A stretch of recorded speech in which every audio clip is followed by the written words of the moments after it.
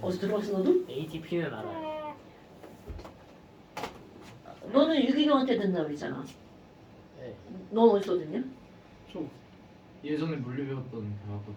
예전에 물리 배웠던 거하고 아 선생님 이름, 맞다 우리 오늘 다른 데서 선생님 이름 모르고. 네. 자, 들어갑니다. 지금 이제 여기 뭐가 나오냐면 분자간 상호작용이라는 말이 나와요. 그런데 너네들이 기억해야 될 게 뭐가 있냐면 분자가 뭐지? 이런 것들이야. 분자라는 말은 무의식적으로 엄청나게 많이 쓰는 거잖아. 자, 용진아, 분자가 뭐예요? 감자의 일종. 근데 그렇게 넣으시면 소리가 이상한데. 아니야. 안 이상하잖아. 그날 얘가 좀 이상했던 거야. 자, 용진아, 분자가 뭐예요? 감자의 일종이에요. 닥치세요. 잘 말을 닥쳐. 너 이거 그거한테 맞아야겠다, 너 이거. 자, 용진아, 분자가 뭐예요? 분모 위에 있는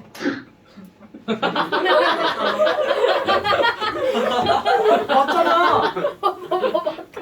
맞다. 지금 이게 웃을 일이 아니고요, 여러분. 분자는 너네 이제 바로 성질 때문에 2학년 당연히. 이렇게 나오는 말이죠. 분자는 굉장히 많이 사용하는 단어야. 그럼 도대체 분자가 뭐니? 라고 하잖아요. 이건 우리 화학원에서 나왔던 거죠. 화학결합에 크게 세 가지가 있단 말이죠. 금속결합, 이온결합, 공유결합. 그러면 금속결합으로 이루어진 고체를 금속결정, 이온결합으로 이루어진 결정을 이온결정. 그런데 공유결합으로 이루어진 물질을 크게 두 가지로 나눈단 말이죠. 하나는 바로 뭐가 있니? 분자라고 하는 게 나옵니다. 그리고 또 하나는 이 분자와 함께 공유결정 또는 원자결정이라고 하는 게 등장을 한단 말이죠. 그런데 반드시 구별하셔야 돼요. 분자라고 하는 건 바로 뭐냐면 내가 여기다가 물을 한번 그려볼 거야. 와, 물 곰돌이 대간이 이렇게 생겼다. 그런데 이 옆에다가 이웃하는 물 분자를 그리잖아요. 그럼 이거와 전혀 상관없이 그 옆에 하나 뜬금없이 하나 그려놓는단 말이죠. 그래서 분자라는 말은 요것과 요 입자가 나누어진 그렇지 나뉘어져 있는 입자, 독립적으로 배열된 입자, 이런 걸 우리는 뭐라고 하는 거냐면 분자라고 하는 거야. 그럼 반면에 아니 분명히 이런 분자로 이루어진 결정, 얼음 분자 결정이라고 한단 말이죠. 그럼 독립적인 게 아닌 게 있나? 네. 분자 말고 나머지는 전부 다 독립적이 아닙니다. 그럼 이거와 예를 들어서 뭐가 나오냐? 공유결정. 공유결정이라고 하는 건 분명히 비금속으로만 이루어져 있어. 그런데 그 안에 있는 모든 원자들이 전부 다 공유결합 덩어리를 이루고 있는 거야. 다이아몬드. 오케이. 흑연, 석연. 그러면 다이아몬드라고 하는 걸 내가 여기다 그려본다면 다이아몬드를 이루고 있는 탄소는 이렇게 해서 정사면체를 이룬단 말이죠. 그런데 절대로 이걸로 그냥 끝나는 게 아니죠. 여기에 있는 이웃하는 탄소와 또 이것도 마찬가지 또 이웃한 탄소와 무한대로 배열되어 있죠. 그러니까 결국은 구조적인 차이점을 너네들이 이해하는 거야. 아, 얘네들은 이렇게 나뉘어져서 독립적 배열인데 여기는 어떤 배열을 하고 있다는 거야? 연속적인 배열을 하고 있다는 거죠. 그럼 이렇게 연속적인 배열을 하고 있는 건 분자 말고 다라고 했단 말이야. 그럼 저거 아까 뭐라고 했냐면 이거와 함께 너네들 이온으로 이루어진 걸 뭐라고 한다고요? 이온 결정. 이온 결정의 가장 대표적인 게 뭐야? NaCl이죠. 어머, 그럼 얘네들은요? 우리가 표기를 할 때는 Na 플러스와 Cl 마이너스니까 하나하나 표기를 하잖아. 그런데 절대로 실제로는 따로 존재하는 게 아니라는 거야. 얘네들은 Na 플러스 Cl마, Na 플러스 Cl마, Na 플러스 Cl마가 이것도 무한대로 배열이 된다는 거죠. 근데 그럴 수밖에 없는 이유가 바로 뭐냐면 Na 플러스 Cl 마이너스는 이게 이온 결합은 전기력이죠. 상당히 강한 결합이야. 그럼 여기도 강하고 여기도 강하고 여기도 강하죠. 강한 힘밖에 없어. 그러니까 연속적일 수밖에 없다는 거죠. 어머, 그러면 이 분자라고 하는 걸 그림으로 표현하면 그래 그렇다 쳐. 이렇게 독립된 배열을 했어. 그럼 이게 분자인지 아닌지 어떻게 구별할 거니? 중요? 이건 중학교 2학년 문제입니다. 얘가 분자인지 아닌지를 구별할 때는 바로 이겁니다. 비금속으로만 이루어져 있잖아요. 이거를 분자라고 합니다. 단 비금속으로만 이루어진 것 중에서 흑연, 다연, 그렇지, 석영 얘네들은 제외 이렇게 들어가는 거야. 그럼 말을 뒤집어 봐. 금속이 하나로도 들어가잖아요. 이건 100% 분자가 아닙니다. 아이고 그럼 우리 불량품들 금속과 비금속을 구별할 때 가장 쉽게 이름으로 구별을 하죠. 금속이라고 하는 건 말 끝에 뭘로 끝나는 걸 금속이라고 하나요? 그럼요. 헬륨 빼고. 오케이. 오, 굿. 륨티움식으로 끝나는 게 금속이죠. 헬륨 빼고. 그럼 비금속은 아닌 것도 있지만 말 끝에 뭘로 끝나는 게 비금속이라고요. 오케이. 이런 것들은 굉장히 단순하잖아요. 뭐. 문제를 풀 때는 엄청나게 중요한 그런 것들이죠. 아, 자, 그러면 내리시잖아요. 여기 제가요? 설마요. 징글대봐요. 영상 찍히지 않았어. 야 그럼 벌레도 딱밤 때릴 때는 있어.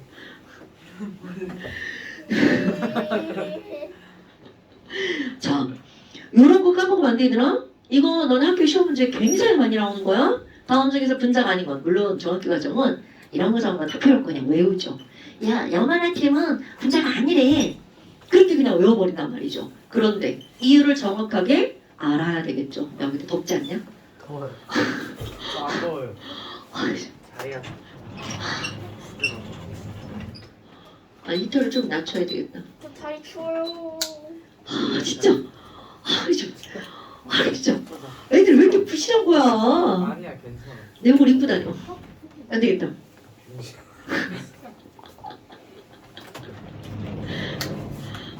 이게 자 그래요. 싫어. 그럼 이렇게 해서 분자라는 게 나온단 말이죠. 그런데 여기에 제목이 바로 뭐니? 분자 간의 상호작용. 이게 바로 이 단어의 제목입니다. 그러니까 너네들이 여기서 이제 의미를 또 알고 넘어가는 거. 아니 여기에 분자 아니라며? 그럼 얘네들은 연속적으로 배열될 수밖에 없는 이유가 여기 존재하는 모든 힘은 전부 다 강한 힘이야. 그럼 여기 있는 얘도 마찬가지죠. 공유결합은 진짜 어마무시하게 강한 힘입니다. 그러니까 얘네들도 강한 결합밖에 없어. 그러니까 독립된 입자가 존재할 수가 없다는 거죠. 그런데 이 새끼 봐봐. 와, 에구 우리 곰돌이 대가리 있잖아. 여기 강한 공유결합이죠. 그런데 바로 여기 있는 곰돌이 대가리 사이는 이라는 거야. 이 사이에는 약한 힘이 존재할 수밖에 없다는 거죠. 그러니까 얘네들은 독립적으로 존재한다는 거죠. 그러면 결국 여기 제목에서 분자 간의 상호작용이라고 하는 제목으로 나온 이것은 바로 어떤 걸 다루겠다는 거니? 분자 간에는 약한 힘이 작용한다며? 그러니까 이거는 우리는 오늘 배우는 힘은 전부 다 어떤 힘이다? 약한 힘이다 라는 걸 의미하는 겁니다. 그런데 봐봐. 우리 화학결합을 분명히 원에서 배웠단 말이죠. 이온결합, 공유결합, 금속결합. 이거는 엄청나게 강한 결합입니다. 그래서 분자 간의 힘이라고 하는 건 약한 힘이야. 그럼 분자라고 하는 친구들은 분자 간의 힘이 약하니까 인력이 약할 수밖에 없죠. 그럼 인력이 약하다는 걸 뭘로 증명할 거니? 녹는 점이나 끓는 점으로 증명하죠. 그래서 이런 친구들은 녹는 점이 다른 것들에 비해서 낮겠죠. 녹는 점이 이제 앞으로는 melting point F라고 쓸게요. 그럼 끓는 점은 boiling point니까 BP라고 쓸게요. 그럼 이 친구들은 BP가 어떨 수밖에 없다는 거야. 낮을 수밖에 없다는 거죠. 그러니까 우리가 알고 있는 이런 상온에서 기체 상태로 존재하는 친구들 있죠. 얘네들은 전부 다 분자입니다. 액체 상태로 존재하는 친구들 있죠. 딱 하나 빼고 다 분자입니다. 그게 바로 어떤 거냐면 금속 중에 그렇지 수은. 수은은 금속 결합이지만 액체잖아요. 그럼 걔가 아니라면 우리가 존재하는 차원에서 액체 상태는 전부 다 바로 뭐라는 거야? 분자라는 거 까먹으면 안 돼? 당연히 고체도 있죠. 그러니까 이런 분자라는 건 약한 힘이라는 걸 꼭 기억하셔야 돼요. 그럼 분자 간에 작용한 상호작용을 이제 크게 나누어서 이제 공부를 할 건데요. 하나는 얘네들 나누는 거는 분자는 극성 분자하고 무극성 분자 이렇게 두 종류가 있잖아요. 그러다 보니까 힘을 극성끼리 당기는 힘, 무극성끼리 당기는 힘, 극성과 무극성이 당기는 힘 이렇게 세 가지로 분류를 하는 거야. 근데 너네 봐봐. 그냥 딱 봐도 극극 당기는 힘이 더 셀 것 같아? 무무 당기는 힘이 더 셀 것 같아? 극극. 당연하죠. 그러면 저 새끼 뭐야? 선생님 벌레 한 대 더 때려요. 그래야겠다. 그러면 지금 여기 있는 얘네들은요. 화학원에서는 정말 초간단 수업을 합니다. 그 화학원에서 뭐라고 하냐면 1번 분자량이 클수록 끓는 점이 높아 이렇게 표현합니다. 그 다음에 2번 야 예쁜 그림 이렇게 망쳐놓냐. 진짜 지랄맞다. 아유 씨. 자, 그렇지. 정신 상태가 좀 이상하지. 그 다음에 이제 2번. 극성 분자와 무극성 분자를 비교할 건데, 첫 번째가 뭐냐면, 분자량이 클수록 끓는 점이 높다라고 그랬어. 그럼 분자량이 비슷하면, 이런 전제 조건이 들어가야 됩니다. 이게 화학 원에서 하는 거야. 그럼 분자량이 비슷하면, 무극성 분자보다 극성 분자가 끓는 점이 높아. 그 다음에 3번. 극성 분자 중에서도 극성이 조금 더 센 놈들을 따로 분류했죠. 자, 뭐로 분류했을까요? H와 F 또는 O 또는 N이 직접 공유결합한 물질. 핸드폰 오케이, 핸드폰. 그게 뭐야? 수소결합. 오케이, 수소결합이죠. 이렇게 세 가지를 배웠단 말이야. 여기서 그거 또 배웁니다. 그런데 이제 네, 맞아요. 그것이 이제 여기서는 구체적인 설명으로 들어가는 거야. 자, 그래서 지금 분자 그램은 극극, 무무, 극무 이렇게 나눈다고 그랬죠. 그러면 첫 번째 설명은 바로 뭐로 들어갈 거니? 굉장히 중요한 거야. 극성 분자와 무극성 분자의 인력이 어떻게 형성이 되는지 거기에서 굉장히 중요한 용어를 하나 끄집어낼 겁니다. 나 여기 극성 분자하고 무극성 분자가 있잖아. 너네 극성 분자를 우리 표현할 때 쌍극자 모멘트가 0인 거야? 아닌 거야? 아닌 거죠. 오케이. 그런 것들 있죠.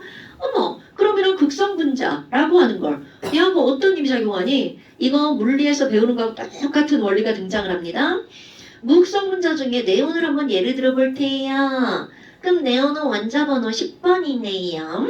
그럼 10번이니까 전자가 하나, 둘, 셋, 넷, 다섯, 여섯, 일곱, 여덟, 아홉, 열.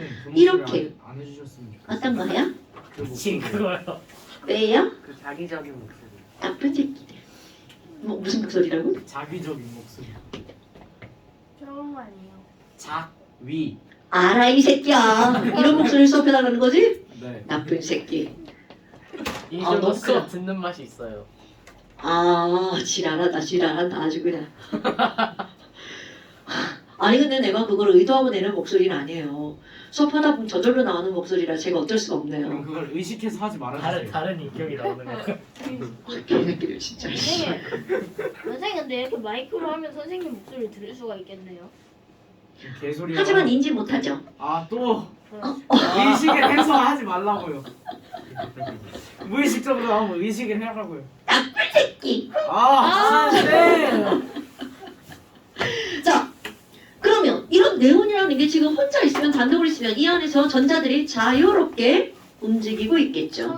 그런데 여기에 극성 분자인 HCl이 다가온다면이라고 하는 거야. 근데 HCl 같은 경우는 너네들이 이제 알다시피 얘는 전기음성도 2.1이고요. 이거는 3.0이죠.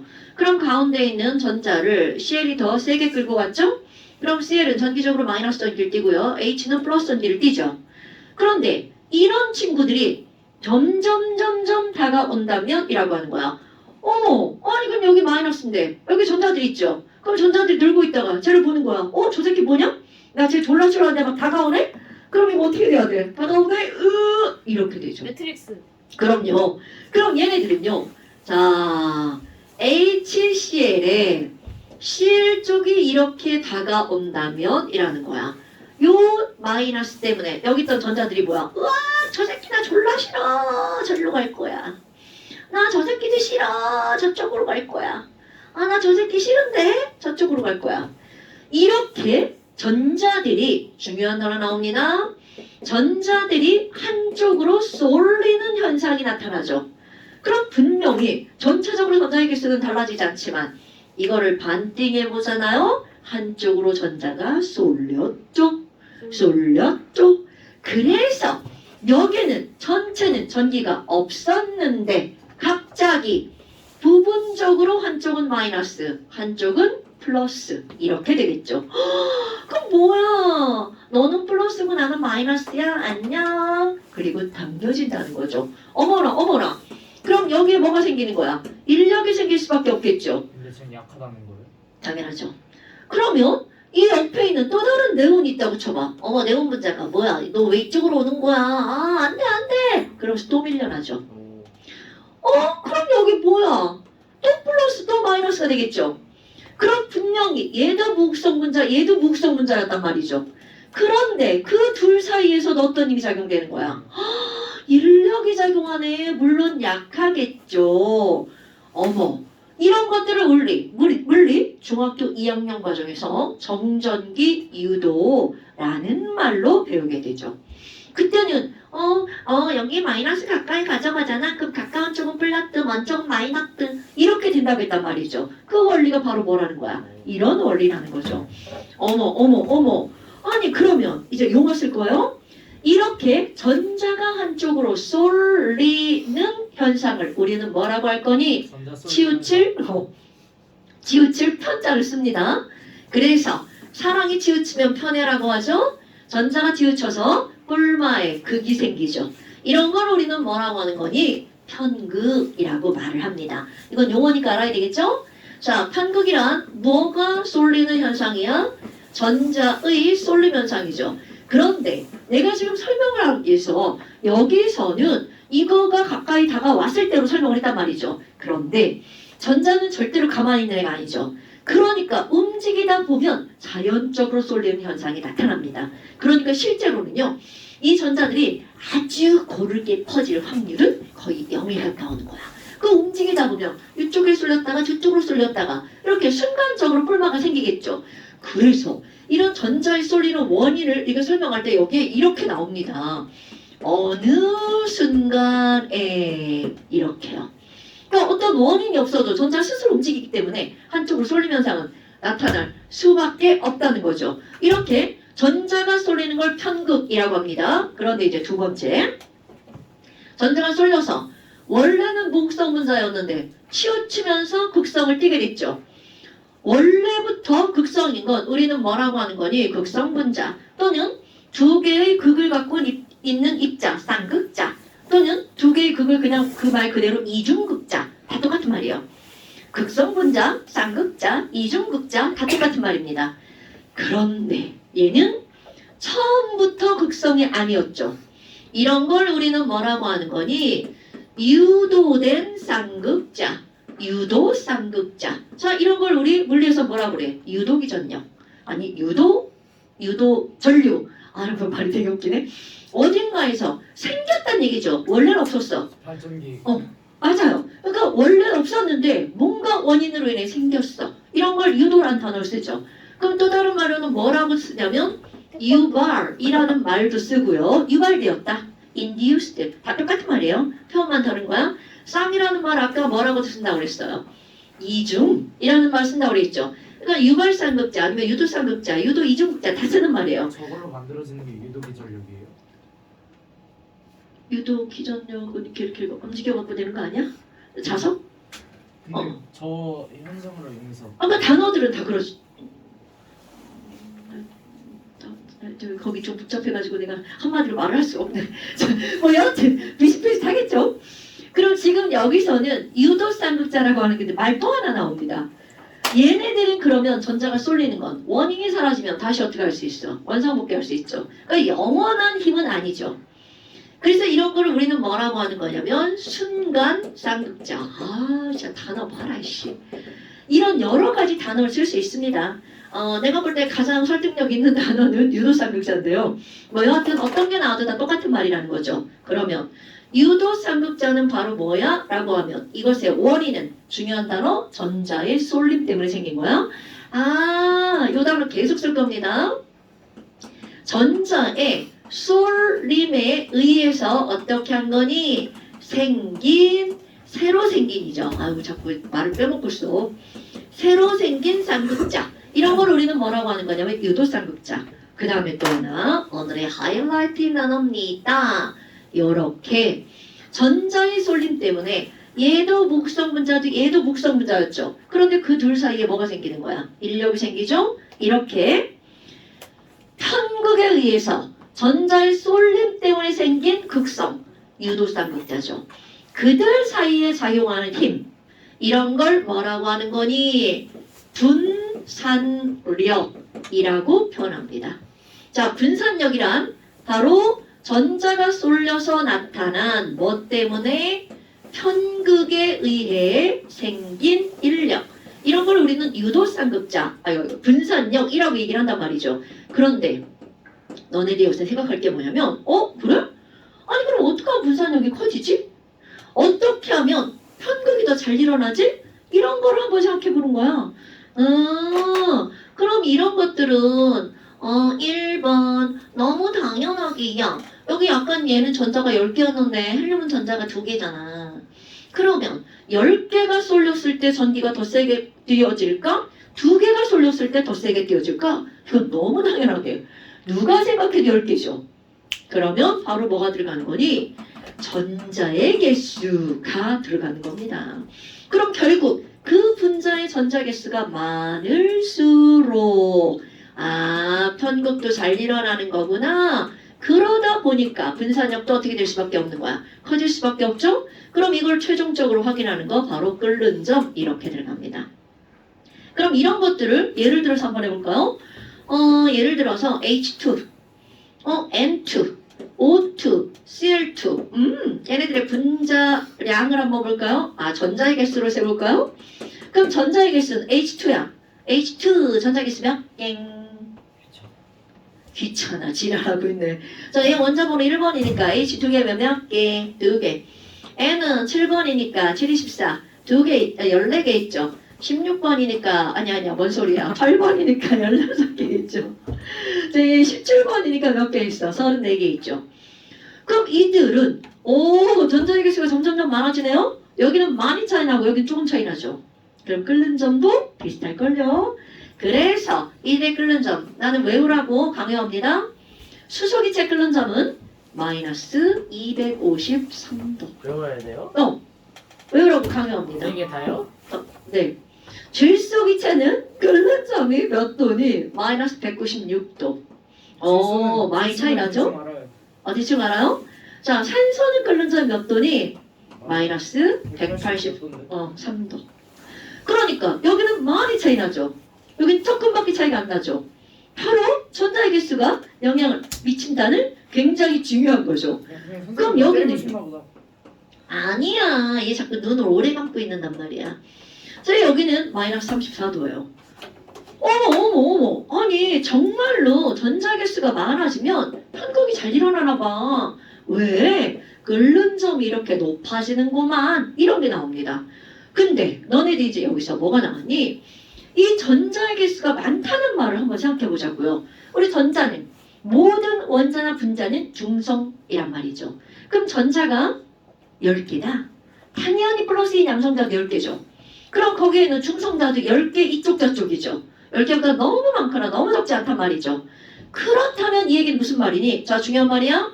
우리는 정확하게는 전자의 개수가 많을수록 끓는 점이 높아진다죠. 그런데 이런 걸 거시적으로 보면 전자의 개수가 많다는 건 바로 분자량이 어떻다는 뜻이 되는 거야. 크다는 뜻이 되겠죠. 이건 거시적인 거야. 거시적으로 보면 분자량이 크면 양성자와 중성자가 많은 거죠. 그러면 덩달아 전자의 개수도 어떻다는 거야. 많아질 수밖에 없다는 거죠. 이거 기억하셔야 돼요.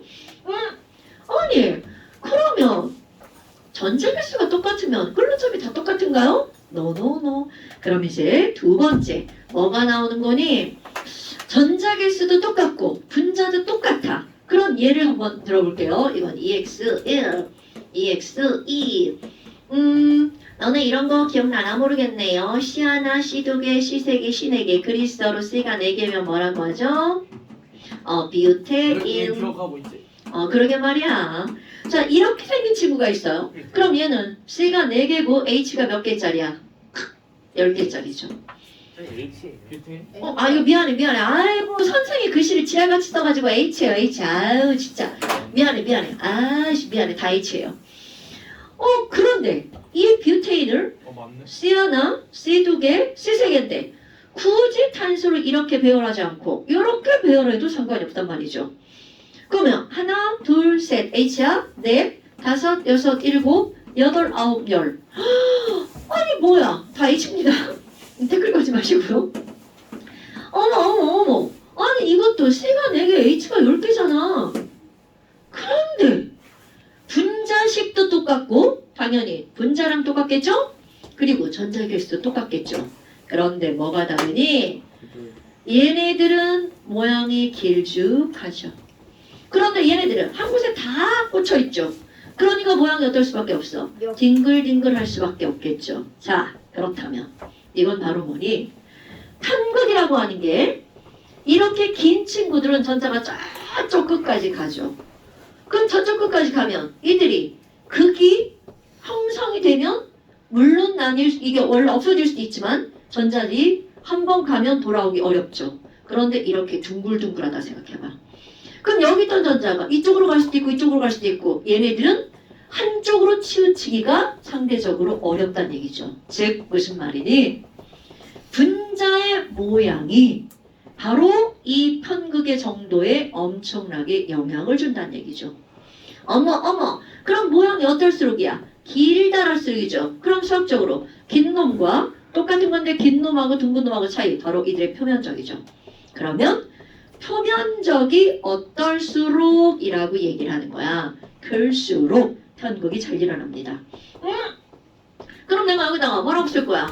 이들의 표면적이 클수록 이렇게 표현합니다. 그러면 표면적이 클수록이라고 하는 건 모양 자체가 길수록 어쩌고 저쩌고 편극이 잘 일어나는 거구나. 그래서 분산력도 커지니까 끓는 점도 높아지는 거야. 그럼 이들의 끓는 점은 내가 아직 안 썼지만 누가 더 높을 거라는 거야? 이 친구가 높을 거라는 거죠. 자, 한번 해볼까요? 그것도 외워야 돼요? 아니요. 자, 이런 친구들을 너네들이 보편적을 생각하는 그런 뷰테인의 모양인데요. normal, 평범한 뷰테인 이란 뜻이에요. 사이클록산인가 그거랑. 그거 맞아. 지금 얘 같은 경우는 약간 다르죠. 하지만 동일한 뷰테인이죠. 그래서 여기 앞에 뭐가 붙냐면 ISO가 붙는데요. ISO는 그리스어인데 영어로는 equal이란 뜻이에요. equal 같다. 얘랑은 뭐가 똑같은가? 분자식은 같죠. 그런데 뭐가 달라? 구조식이 다르죠. 성질체. 완벽하게 성질이 달라집니다. 이성질체 맞아요. 나는 그런 얘기를 안 하지만 아마 다른 책들에 나올 겁니다. 그럼 얘네들의 끓는 점은 어떻게 되니? 노멀 뷰테인이 마이너스 0.5도고요. 여기 있는 아이소뷰테인은 마이너스 11.5도입니다. 많이 차이는 안 나지만 결국 같지 않다는 걸 증명하는 거죠. 이것을 이제 하나 더 하잖아요. 겁나 중요. 수소기체랑 헬륨기체를 한번 비교해 볼 거야. 아까 내가 뭐라 그랬냐면 거시적으로 본다면 분자량이 클수록 끓는 점이 높다고 그랬죠. 그런데 이거는 어디까지나 거시적인 거야. 그럼 미시적으로 오면 진짜는 바로 뭐냐면 전자의 편극이란 말이죠. 분자량이 크다는 걸 거시적으로 표현한 건 분자량이 크면 대체적으로 전자의 개수도 어떠니까? 많으니까 라고 했단 말이야. 그런데 미시적으로 작은 걸로 들어갔어. 헬륨기체랑 수소기체를 한번 비교해 봅시다. 그럼 헬륨기체와 수소기체는 얘네들은요. 전자개수 세볼까요? 분자량 먼저 해볼까요? 아이고 이거 왜 지랄이냐. 겁나스럽네. 얘네 분자량을 한번 볼까요? 헬륨은 분자량 얼마? 2번이죠? 질량수 4입니다. 그러니까 얘는 분자량 4야. 그럼 여기 있는 수소기체는 분자량이 2죠. 뭐야? 분자량만으로 보면 헬륨이 2배나 더 크죠. 그런데 전자의 개수는 이라는 거야. 전자의 개수는 헬륨의 원자번호 2번이죠. 그러니까 딸랑 전자가 몇 개밖에 없어. 오케이? 수소기체는 원자번호 1번짜리가 2개 있으니까 전자도 역시 몇 개가 있는 거야? 2개가 있죠. 그러면 이들의 모양을 한번 볼까요? 헬륨은 단원자 분자. 딸랑 원자 하나가 분자죠. 그런데 수소는 H2죠. 그럼 이 친구들은 모양이 어떻게 생긴 거야? 요렇게 생겼단 말이죠. 그러다 보니까 어머 아니 길쭉하게 생긴 건 바로 헬륨이 아니라 바로 뭐라는 거야? 수소. 그러면 분자량은 이 친구가 크지만 전자개수 똑같죠. 그럼 과연 분자량의 영향을 받을 거냐? 표면적인 영향을 받을 거냐죠. 그래서 표면적이 큰 놈이 아까 전자개수하고 표면적이 큰 놈이 얘네들 편극이 잘 일어난다고 그랬죠. 그럼 이들의 편극도 예측은 얘가 더 잘 일어나겠구나. 실제로 끓는 점은 어떻게 되니? 수소기체 조금 아까 끓는 점 얼마였어? 253도였단 말이죠. 헬륨 기체는요. 우리가 알고 있는 현존하는 실제 기체 중에 끓는 점이 가장 낮은 기체입니다. 그럼 이 친구는 바로 마이너스 269도의 끓는 점을 가지고 있어요. 어떻게 알았어요? 뭐 내가 한 거 아니니까 이제 그렇다 치고요. 그럼 이제 이런 것들이 이렇게 나온단 말이야. 헐. 그럼 너네 봐봐. 내가 지금 뭐라 그랬냐면 현존하는 실제 기체 중에 끓는 점이 가장 낮은 기체라고 했단 말이죠. 그러면 왜 이 친구가 끓는 점이 가장 낮니? 1번 어떤 물질들의 입체 구조 중에서 표면적이 가장 작은 친구가 바로 누구예요? 구죠.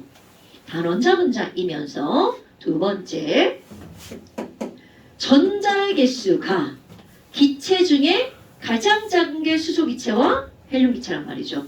그럼 전자의 개수도 가장 작고 첫 번째, 두 번째 표면적도 가장 작아요. 그러다 보니까 어떤 힘이 가장 작게 작용하는 기체라는 거야. 분산력이 가장 적게 작용하는 기체죠. 그래서 끓는 점이 가장 낮은 기체가 되는 거야. 그럼 여러분, 끓는 점이 가장 낮다는 건 분자 간에 작용하는 힘이 가장 작은 기체죠. 이렇게 실제 기체는 분자 간에 작용하는 힘이 없다는 건 불가능하죠. 그런 기체는 바로 뭐야? 이상기체죠. 그럼 실제 기체 중에 분자 간 인력이 가장 작은 기체가 누구라고요? 헬륨 기체라고요. 그러다 보니까 우리 머릿속에 뭘 기억하고 있어야 되니? 실제 기체 중에서 이상기체에 가장 가까운 기체가 바로 누구니? 헬륨 기체. 그 조건은 1번 가장 중요한 조건이 단원자 분자여야 됩니다. 모양이 일단 길쭉해지면 분산력이 커지거든요. 이상기체에 가장 가까운 조건 첫 번째가 단원자 분자. 이거면서 분자량이 가장 작은 기체여야 된다는 거죠. 오케이? 엄청 중요한 겁니다, 여러분. 아마 물리 배우는 사람들은 물리에서도 이상기체에 관한 얘기가 계속 나올 겁니다. 그래서 이런 것들이 바로 분자간 상호작용에서 나오는 굉장히 중요한 분산력의 개념인 거야. 그럼 여기 이제 두 개가 들어간 거죠.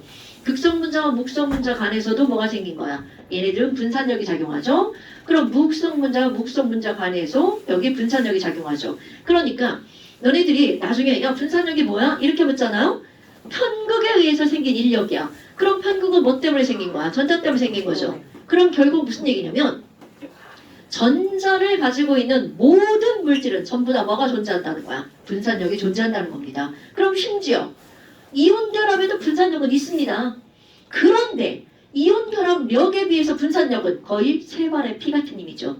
그러니까 여기서 분산력을 논하는 건 무의미한 일이라는 거죠. 그럼 분산력이 가장 세게 영향을 미치는 건 분산력 밖에 없는 무극성 분자에서는 분산력이 굉장히 중요하게 작용을 하겠죠. 어허, 그러면 이번에는 극성 분자와 극성 분자를 한번 생각해봐요. 하기 전에 조금만 쉬죠. 알았어. 얘 좀 치워주세요. 제 그거나 그럼 안 돼. 폰좀 주세요. 그건 아니야. 폰좀 주세요. 뭘 좀? 왜 그래? 저 사진 극치고 나서 맨날 까먹으시던데. 아 초점이 필요 없어가지고. 새로 들어왔으니까 한성이 이름. 한번 써줘볼까? 쟤또 떨어져요. 내가 좀 반응이 느리네. 저 정도면 좀 심각한 거 아니에요? 아니 저 기계가 다 그렇대. 기계적 오류 같긴 한데 이제 설명하기에는 저게 얼음 용량이 되게 크거든. 얼음이 무거우니까 원하는 만큼 나와야 되는데 중력 때문에 후룩 떨어지는 거지. 저희 저희 집 거는 한 번 누르면 좀 천천히 나오다가 따다닥 떨어지거든요. 근데 쟤는 확 떨어져요. 그러니까 많으니까. 이거에 잘 안 들어가요. 그래서 아니, 우리 졸업한 애 중에 왔는데 걔가 자기 회사도 저거 쓰는데 제 얼음 쑥쑥 나와서 죽겠다고 막 그랬거든. 자, 이게 기계의 특징이구나. 자, 그 다음에 이제 나오는 게 뭐가 나오니? 수소결합이라고 하는 게 등장을 합니다. 규건아, 그건 안 되지. 이제 수업할 때는. 이거 다 한 거예요? 아 차가워.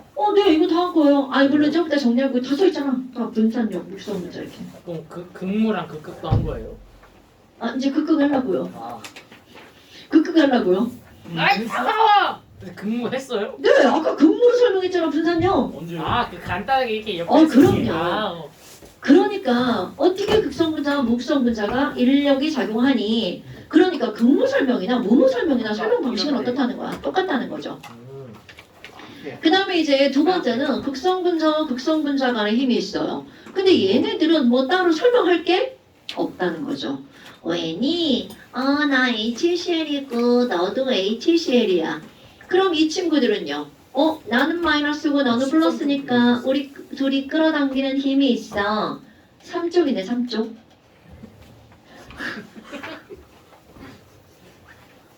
네. 이런 거야.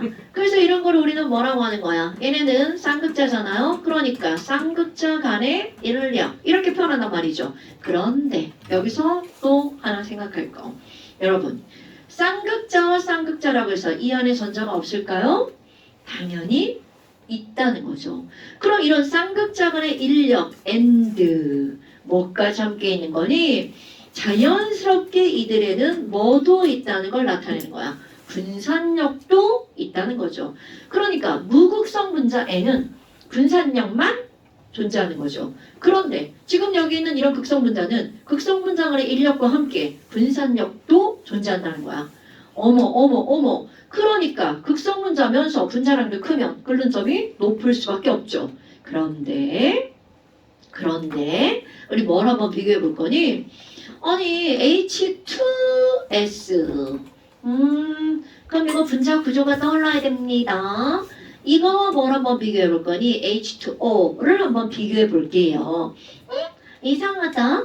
우리 16쪽에 O하고 S가 있는데 그럼 이들 둘은 비공유 전달쌍과 공유 전달쌍 수가 자꾸 괴롭혀? 네? 살짝. 하지마. 그건 아니야. 선 넘지 마, 우진아. 저 새끼 나쁜 새끼. 병신 새끼. 안돼 하지마. 소파로 괴롭히는 건 아니야. 우진아, 그럼. 여기서 한 명이 멈춰하면 다 같이 멈춰 해줄 때. 야, 멈춰 해봐. 멈춰. 그러면 Fuck you! 아 이거 괴롭는 거야? 뭐야 이 새끼들. 아니, 착한 애가 하면은 멈춰를 해주는데 나쁜 애가 하니까 fuck you를 너를. 자 그러면 지금 여기는 이런 H2S는요. 얘네들 같은 종이니까 이들이 갖고 있는 비공유 전달쌍과 공유 전달쌍은 같을 수밖에 없죠? 그럼 여기 있는 H2S의 분자 구조 이러다 보니까 얘는 극성 분자죠. 그럼 여기 있는 O도 이거 얘는 극성 분자네요. 그럼 이제 둘을 비교할 겁니다. 그럼 얘네 둘을 비교하면 어머 아니 이거 그럼 분자량을 따져봐. 그럼 분자량은 S가 32니까 이들 분자량 34죠. 그럼 이거는요. 분자량 18이네? 그럼 얘네들 전자의 개수를 보잖아요. 그럼 전자의 개수는 여기 16번, 17, 18 얘는 18개고요. 이거는 몇 개냐면 10개가 되겠네요. 그럼 이것만으로 따진다면 둘 다 극성 분자고 분자량, 전자의 개수가 얘가 훨씬 더 많죠. 그럼 이것만으로 따진다면 이들의 끓는 점은 누가 더 높다라고 생각을 해야 되는 거야. 얘가 더 높다라고 생각을 해야 되죠. 그런데 이들의 끓는 점을 조사해 보잖아요. 그래 끓는 점 니네 다 알죠. 100도씨. 그럼 H2S는 끓는 점이 얼마니? 얘는요. 마이너스 60도밖에 안 됩니다. 헐? 이게 뭐지? 드디어. 아니 도대체 이 친구는 왜 분자량도 작은데 이렇게 높은 거야? 아이고 아무래도 얘 극성이 졸라 큰가 보다. 그래서 극성이 엄청 커서 요것들의 분산력을 완전히 이겨버렸나 보다. 그래서 실제로 조사를 해보니 어떤 게 나오니 극성이 큰 놈들이 따로 묶일 필요가 있다는 거죠. 그럼 극성이 커? 그럼 어떤 놈이 도대체 극성이 큰 거니? 자, 화학 원에서 했던 것도 한번 해볼까요? 누가 극성이 더 크니? 자, HCl하고 HF를 한번 비교해 볼 거예요. 분자구도 똑같고 같은 족이죠?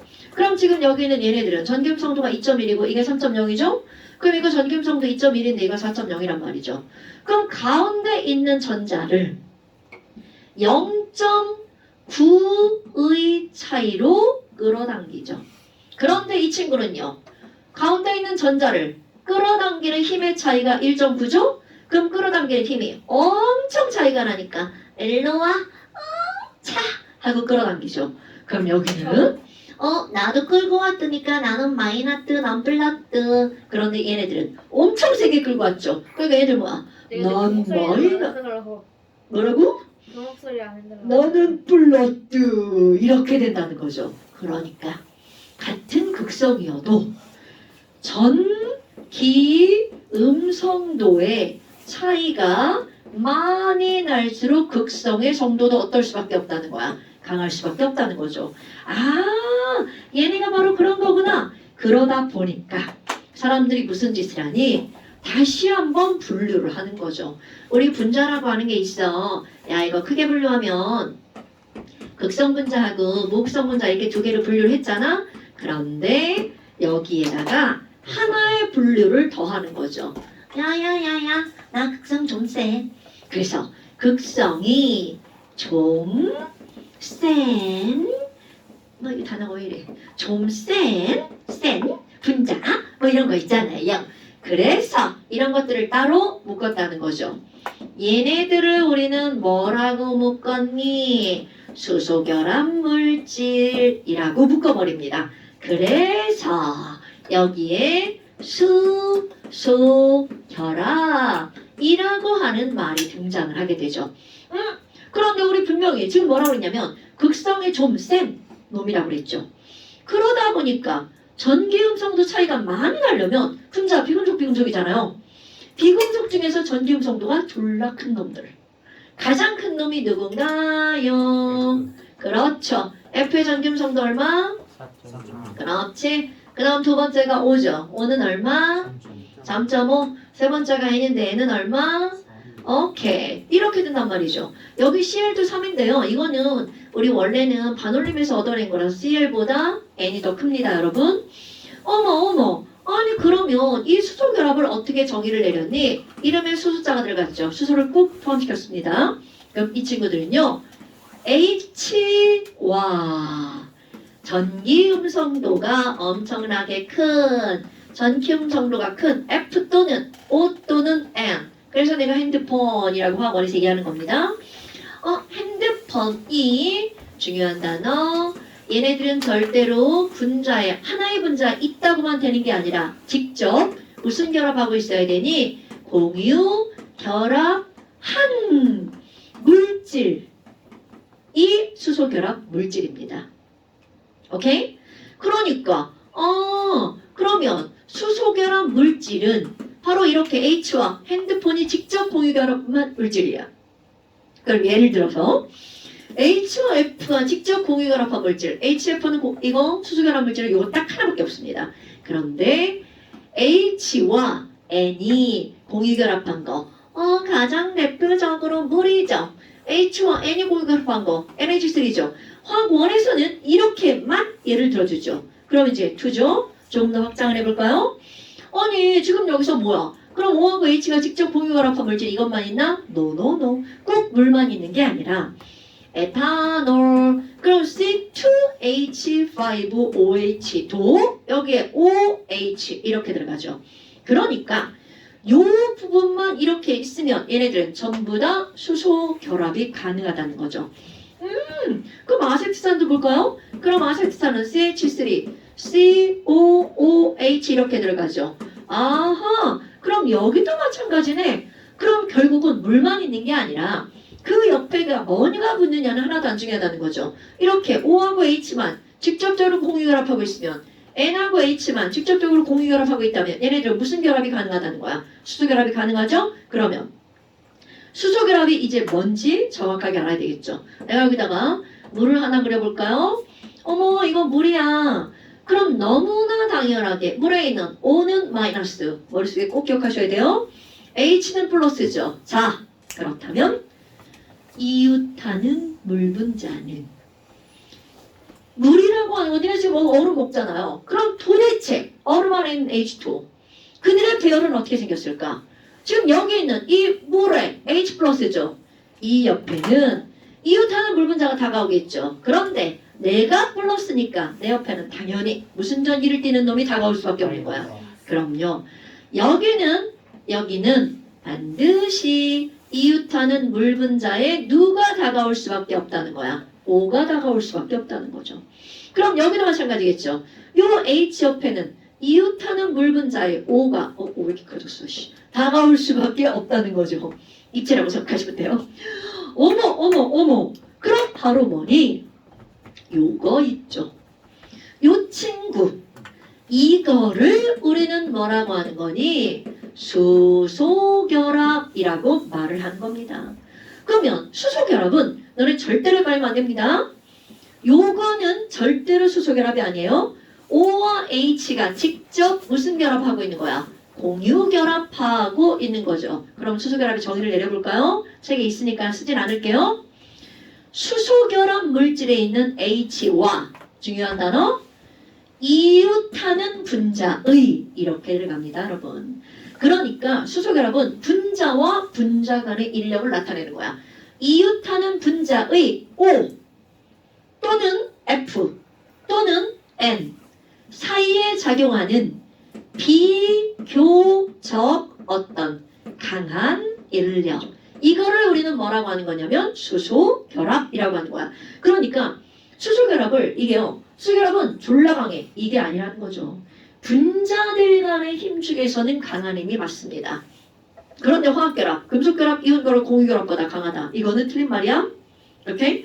가끔 수소결합을 강하다는 걸 강조하려고 야 수소결합은 매우 강한 힘이야 이렇게 표현하는데 절대로 화학에서 그렇게 표현하지 않습니다. 수소결합은 비교적 강한 힘이야. 그럼 거기서 비교적 강하다는 건 분자들 중에서 강하다는 거지 전체 자연계에 존재하는 힘 중에서 강한 힘은 아니라는 거죠.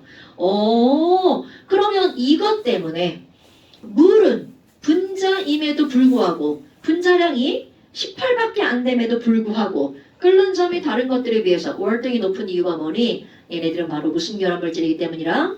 수소 결합 물질이기 때문이다. 그럼 너네 봐봐. 지금 내가 이렇게만 그려서 똑같은 물 분자끼리만 수소 결합력이 작용하는 것 같지만 절대로 그렇지 않습니다. 암모니아 기체, 물에 매우 잘 녹죠. 그 이유가 바로 뭐니? 암모니아에 있는 N과 물에 있는 O 사이에 뭐가 작용하는 거야? 수소 결합이 작용합니다. 그러니까 물질의 종류가 중요한 게 아니고요. 정의 수소결합 물질에 있는 H와 이웃하는 분자의 O 또는 N 또는 F 사이에 작용하는 인력이죠. 당연히 그 이웃하는 분자는 극성분자는 당연히 극성분자여야 되겠죠. 그래서 NH3 물에 매우 잘 녹습니다. 그 다음에 에탄올 물에 거의 무한대급으로 녹죠. 그 이유 얘네들은 둘 다 무슨 결합 물질이야? 수소결합 물질이니까 당기는 힘이 상당히 세죠. 아세트산도 무한대급으로 녹습니다. 그럼 걔네들도 수소결합 물질들이니까 서로 당기는 힘이 어떻다는 거야? 매우 세다는 걸 얘기하는 거야. 중요한 표현입니다. 그래서 지금 여기들은 이런 분자 간의 힘들에서 화학 1에서는 아주 정말 간단하게 얘기를 하지만 화학 2는 이런 원리를 반드시 알고 있어야 된다는 거죠. 됐나요?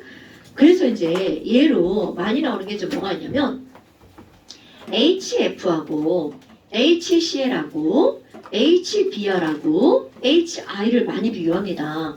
그럼 얘네 같은 경우는 분자의 형태는 똑같이 생겼죠. F는 2주기, 3주기, 4주기, 5주기잖아? 그럼 이들의 EX 쓰지 말라고 그랬는데 어쩔 수 없네. 자, 이들의 분자량을 비교하잖아요. 근데 저희 언제 끝나? 이거 19, 이거는 36.5. 이게 가방 다 쌌어. 그러면 2주기, 3주기, 4주기니까 쟤 원래 그런 애야. 내비둬. 일로 갔지. 자, 이게 분자량이 점점점 커지고 있죠. 그럼 이렇게 분자량이 점점점 커지고 있어. 그럼 너무나 당연하게 편국에 의한 분산력만으로 따지면 누가 더 클 수밖에 없어요. 얘네들이 이렇게 더 커질 수밖에 없겠죠. 그러면 실제로 비교했을 때 이들의 끓는 점은 어떻게 되니? 이들의 끓는 점은 극성의 정도도 비교해볼까요? 그럼 극성의 정도는 자 얘가 가장 크겠죠? 가장 차이 많이 나죠? 그 다음 이렇게 되겠죠. 실제로 끓는 점은 어떻게 되니? 라는 거죠. 실제로 끓는 점은 HF가 월등히 높습니다. 그리고 이렇게 된다라는 거야. 어머. 그럼 이걸 도대체 어떻게 해석할 거니? 첫 번째, HF는 왜 이렇게 월등히 높아? HF가 무슨 결합 물질이기 때문이야? 수소 결합 물질이기 때문이겠죠. 그럼 나머지 것들 생각해 볼까요? 졸려요. 그럼 나머지 것들은요. 분자량은 HI가 제일 크죠. 그런데 극성은 HCl이 제일 크죠. 그런데 끓는 점은 누구를 따라갔나 봐봐. HI를 따라갔죠. 그러면 이 얘기는 무슨 말이니? 극성의 차이가 많이 나지 않고 분자량의 차이가 많이 난다면 그때는 극성보다 누구의 영향을 훨씬 더 많이 받는다는 거야. 분산력의 영향을 훨씬 더 많이 받는다는 거죠. 자, 다시 한번. 수소결합 물질인 물은 1번 수소결합력 존재하죠? 2번 극성이니까 극성 분자 간에 인력 존재하겠죠? 3번. 당연히 전자가 있으니까 물에도 분산력은 존재한다는 거죠. 오케이? 그러니까 수소결합 물질이면서 극성 분자인 이런 친구들은 끓는 점이 상당히 높겠죠. 자, 그래서 완자 숙제. 자, 완자는요, 50쪽부터 문제 많지 않아요? 53쪽까지 숙제. 이거 꼭 풀어오세요, 여러분. 50부터 53쪽까지 완자 숙제. 선생님이 아끼시는 셔츠 좀 가져가. 나 가져가라고? 고마워.